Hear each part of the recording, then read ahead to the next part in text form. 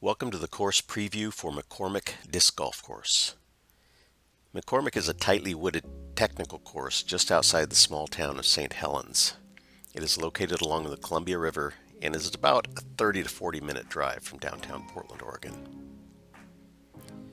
McCormick was established in 2013, just in time for the 2014 World Championships. It was one of 5 courses used for 2014 Worlds. Designed by Logan Miller and Sean Phillips.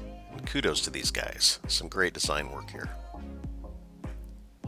The course is fitted with concrete tee pads and disc catcher baskets. It's a very flat course with only minor elevation changes, so it's fairly cart friendly. The rough can be pretty brutal in spots, so especially if you're not familiar with the course, you'll be doing yourself a favor by getting a spotter out there as often as you can. And probably best to wear long pants. There's also a fair amount of poison oak out there, so be on the lookout for it. McCormick is a pretty popular spot for walkers, so keep an eye out for them. For the most part, things are laid out so that the pedestrian paths are rarely in play, which is nice. And I'm going to go ahead and be the bragging father and put it out there. Alex Russell played a casual round with us last year and shot a legit 15 down on this track. Thank you for the indulgence. After your round, check out the War Memorial Plaza in the parking lot near the first tee. It's a really nice space to honor our veterans. And as with so many of these courses, they can only be as awesome as they are because of the tireless work of many volunteers. So a big shout out to all of you who have helped maintain and improve this course. And with that, on to the course. Hole 1's tee pad is just right outside the parking lot. You'll throw over Milton Creek here, which during the winter months can get moving pretty fast. Now there are 2 placements, one off to the left, but today this one is going to be in the center here. So fairly well guarded, a little uphill into this rocky area.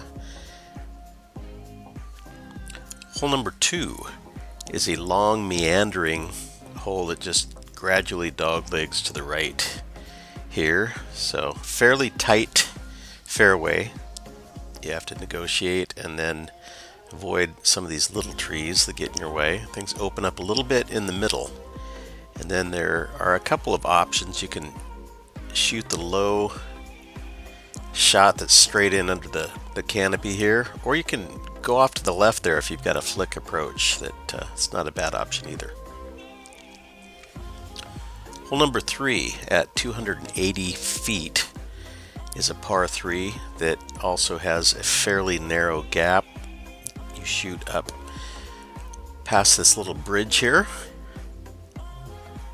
and then there's again 2 placements on this one that I don't know, there's 3 actually, but anyway, just gradual dogleg to the left here. Again, fairly well guarded, but a nice flat green to finish on.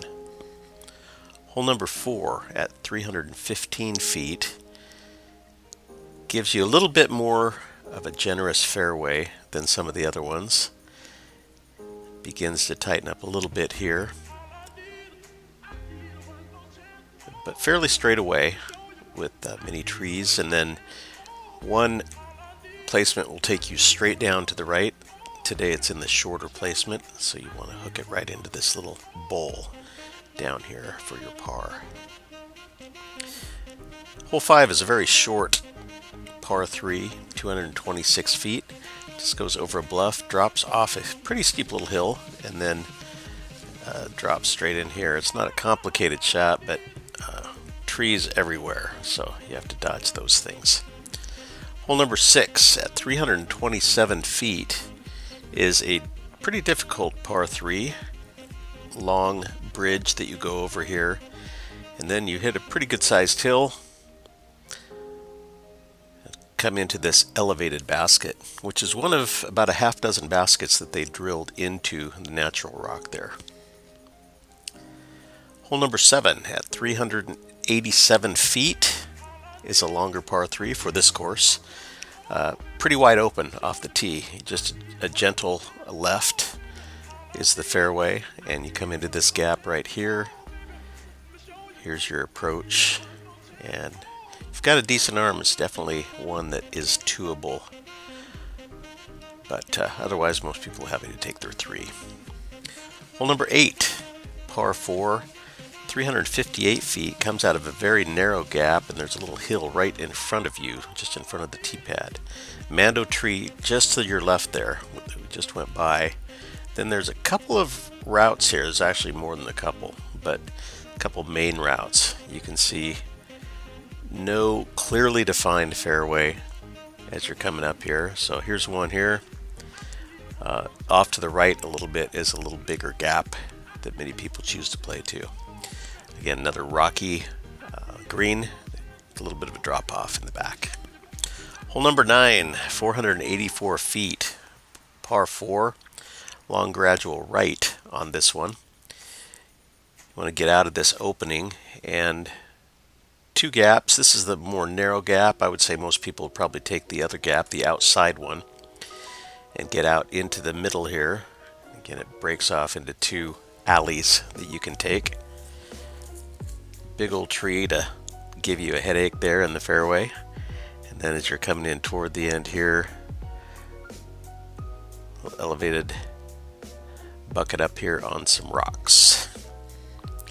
Number 10, a short guy, 217 feet, par 3, pretty straightforward shot. There's the tree right there that we're going by that is the headache to most people, right dead center. But there's a hyzer line, and there's a pretty easy center line too. Hole number 11, 269 foot par 3, goes right up this pretty narrow fairway, and then it begins to open up. Just to your right here is a Mando tree, so you have to go left of that tree going in and straight into the bucket here.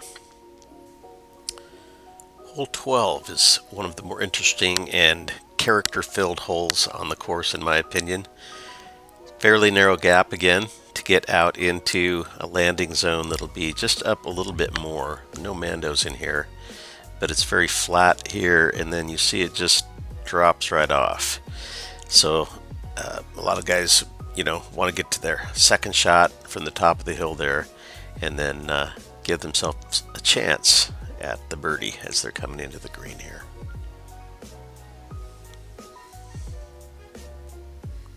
Number 13, another par 4, winds right up this narrow trail, and then once you get right into here, you want to start breaking left and hopefully get some luck and get through these trees. The further up the fairway and the further left you get, the better you will be set up for your approach into this decent sized mound up here. The bucket you'll find right at the top of that mound.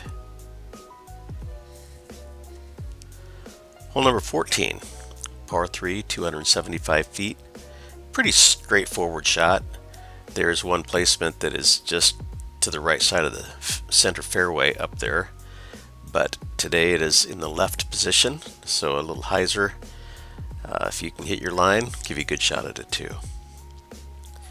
Hole number 15, another par 4, 438 feet, comes up this gap. There really aren't too many side options. You need to stick in the middle. As it gets up to this point and begins to turn right, then there are multiple gaps that you can hit, but honestly none of them are easy. The center gap is probably going to be your best bet. And come in, squeak through there, and then there's your bucket right there. Hole number 16, another par 4, straight away out into a real open area here. If you can beat these trees, it opens up, and then a slight dog leg to the left, a couple trees that are fairly well centered in the fairway to give you headaches as you're coming in. But if you can miss those, it is a reasonably easy fairway to follow along, and we'll bring you in here, and a couple good shots will get you a chance at a 3 for your bird. Hole number 17, par 4, 423 feet. Much like last hole, lots of trees in here that you need to get through and deal with, but once you hit a certain point right about here, things really open up. So if you can get your first shot out here into the open, it is a reasonably easy hyzer shot. in for your birdie opportunity.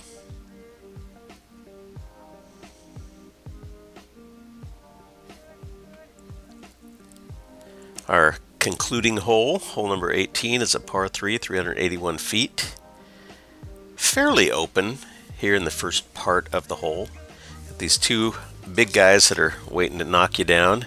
But if you can get through them, then you've got a relatively easy approach, although fairly wooded, but there's some decent sized gaps coming in to the green right here. And that sums up our coverage. Thanks for watching.